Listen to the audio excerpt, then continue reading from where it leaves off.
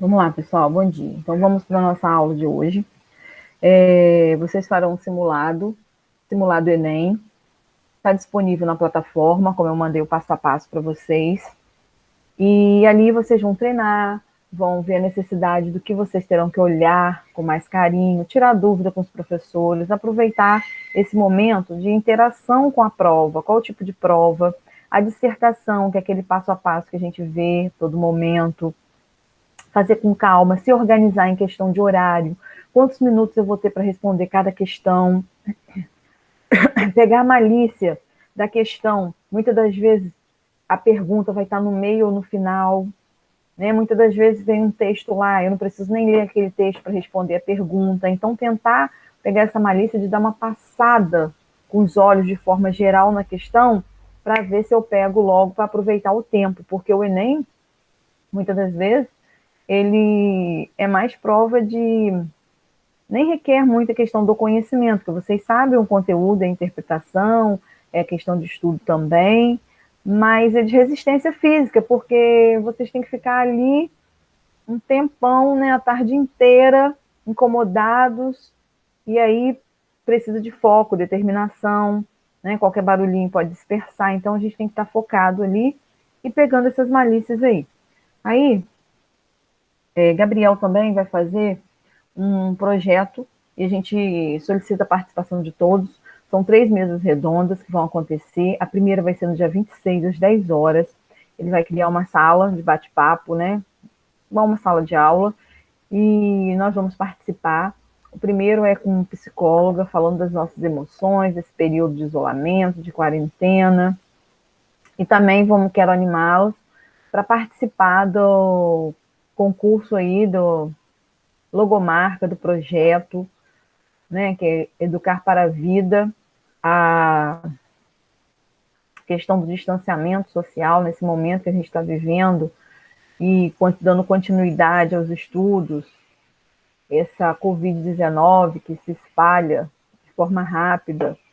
Então, aí a necessidade desse isolamento, de ficarmos em quarentena. Vamos fazer um desenho legal. Bora, Suzy, você gosta? Vamos fazer um desenho legal, com um slogan, com uma frase. Até amanhã envie para o meu e-mail. Até amanhã não, até dia 12. Pode estar enviando para o meu e-mail. E vamos falar um pouquinho de literatura, então.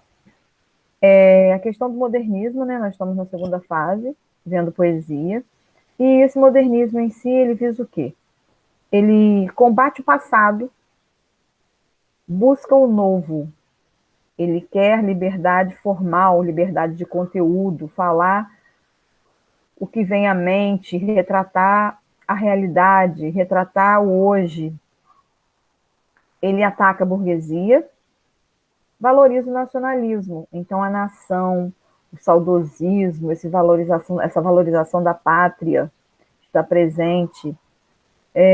Luta social mostra, né, a questão das lutas entre a sociedade, denuncia, né, existe essa questão da denúncia social, dessa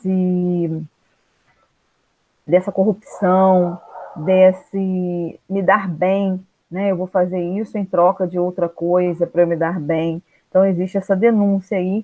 Então, na verdade, ele mostra o quê? A nossa realidade, o nosso dia a dia, está bem mais próximo da gente. E aí nós vimos na aula passada, né, todas as características desse período, os autores desse período, de forma resumida no livro, situei as páginas, a gente está fazendo atividade. E em redação, o que a gente está vendo? É a questão da... Alguma pergunta lá em relação à literatura? Em redação, o que a gente está vendo em redação? É a questão da dissertação, do texto dissertativo, que cai na prova do Enem, que cai em concurso, que muitas das vezes, quando eu vou fazer uma entrevista de emprego, eu tenho que produzir um texto, e na maioria das vezes é um texto dissertativo, então eu tenho que obedecer essas regras do texto dissertativo. Eu tenho que obedecer, eu tenho que escrever em terceira pessoa do singular, eu tenho que fazer de 4 a 5 parágrafos da seguinte forma: o primeiro será sempre a introdução, o seu passo 4, o segundo e o terceiro, desenvolvimento, e o quarto, conclusão. Se eu faço com 5 parágrafos, eu tenho o primeiro, introdução, o segundo, terceiro e quarto, desenvolvimento, e o quinto, conclusão. Lembrando que eu tenho que fazer um texto de forma clara e objetiva. Estou escrevendo para alguém ler e não vou estar perto para dizer o que eu quis expressar ali. Então tem que estar claro, tem que ser frase curta e objetiva.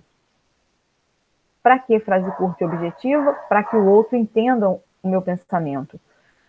E frases curtas para eu não me perder na pontuação, para eu não perder a coerência do meu texto. Meu texto tem que ser coerente, eu tenho que falar da mesma situação, do mesmo tema, do início ao final do texto. Que mais? A questão da coisinhas básicas, bobas, mas que a gente perde ponto. Errei, escrevi a palavra errada. Passo um traço em cima da palavra, escreve a palavra correta na frente. Eu não sei escrever aquela palavra, estou na dúvida, muda por um sinônimo. Separação de sílaba, tem que dar parágrafo, tem que deixar espaço na margem, tem que começar com letra maiúscula. Ah, coisinha boba, básica. Mas tem gente que esquece. Aí quando eu chego no final lá da margem direita, eu tenho que separar as sílabas e o tracinho é na frente da letra que eu coloco. Não é underline, não é sublinhado. E coloco e tem que fazer a separação de sílaba corretamente. Em relação a título, eu vou colocar o título se me exigir. Se a questão exigir. Se não exigir, eu posso colocar. É facultativo, posso colocar. Mas eu tenho que lembrar que eu tenho que colocar de acordo com o meu texto. Ele tem que estar coerente com o texto. Então, meu texto tem que ser coeso e coerente. Eu tenho que amarrar as ideias. Aquela folhinha lá de dicas para vocês. Como eu começo a introdução, como eu começo o desenvolvimento, como eu começo a conclusão. Ali traz dicas para quem tem dificuldade de começar o parágrafo, e ali já está amarrando um parágrafo com o outro. Tem outras dicas também que eu dei na questão de quantidade de linhas para cada parágrafo. Isso tudo não quer dizer que é receita de bolo, tem que ser assim. São dicas para que você comece a se habituar a escrever. E para eu escrever bem, eu preciso também ler, para eu argumentar. Eu tenho que convencer. A dissertação por que eu voltei em dissertação? Porque a gente vai falar em ato de persuadir e tem ligação. Eu tenho que convencer o leitor do meu texto. Eu tenho que convencer através dos meus argumentos. Então, no segundo e terceiro parágrafo, eu vou argumentar. Ali eu posso colocar exemplos, dados, acontecimentos, índices, taxas. É ali no segundo e terceiro parágrafo que eu vou explicar detalhadamente cada situação. E aí que eu entro com o meu poder de persuasão, que é o nosso capítulo 1 aí do livro desse bimestre. Eu tenho que persuadir o leitor, eu tenho que fazer o quê? Eu tenho que convencer o leitor do que eu estou escrevendo, da minha posição, da minha postura. Eu vejo isso aonde? A gente dá um exemplo claro, para quem tem a dificuldade de entender aí, na questão do vendedor. O vendedor, ele não tem o poder de persuadir a gente, de convencer a gente a levar aquele produto, ou até mais produtos. Quando a gente vai na loja, que às vezes não encontra o produto, muitas das vezes a gente acaba levando outra coisa, né? Devido ao atendimento, e aí você acaba sendo convencido pelo vendedor daquele produto. Então, é esse ato, isso é o poder de persuasão, é esse poder que nós temos que desenvolver no segundo, terceiro parágrafo, ou segundo, terceiro e quarto, depende de quantos parágrafos eu fizer. Tá? É essa atitude que eu tenho que desenvolver aí. É ali que eu vou mostrar no desenvolvimento, que eu vou confirmar a minha introdução, a conclusão. E como que na introdução tem que conter o quê? É o assunto, é o tema, e mais duas teses. E essas teses eu tiro aonde? Essas teses eu tiro... Meus babies estão chegando aí do treino. Essas teses eu tiro aonde? É simples, é só eu fazer, antes de começar o meu texto, fazer a pergunta por que ao tema. Se eu faço a pergunta por que ao tema, eu tenho duas respostas, ou mais, eu tenho N respostas. Mas eu preciso de duas apenas. Essas duas respostas serão minhas teses. E são essas duas respostas que serão meu desenvolvimento, a base do meu desenvolvimento. Eu vou desenvolver uma e depois desenvolvo a outra, no segundo e no terceiro parágrafo, sabendo que eu tenho que persuadir o leitor. Então, com isso, vocês vão responder para mim a página 7, tá? Passa para o pessoal para mim que não está na aula.